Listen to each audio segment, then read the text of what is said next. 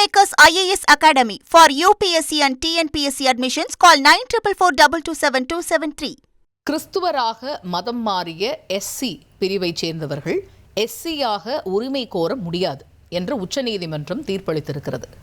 அதாவது கிறிஸ்தவ மதத்துக்கு மாறிய எஸ்சி பிரிவைச் சேர்ந்தவர்கள் தொடர்ந்து எஸ்சி சமூகமாக இருக்க முடியாது என்ற ஆந்திர பிரதேச உயர்நீதிமன்றம் அளித்த தீர்ப்பை உச்சநீதிமன்றம் உறுதி செய்திருக்கிறது.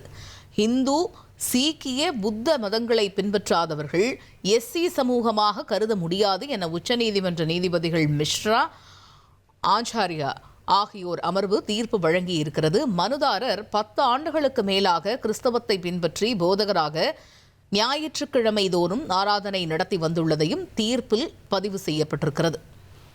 Kingmakers IAS Academy for UPSC and TNPSC admissions. Call 9442277273.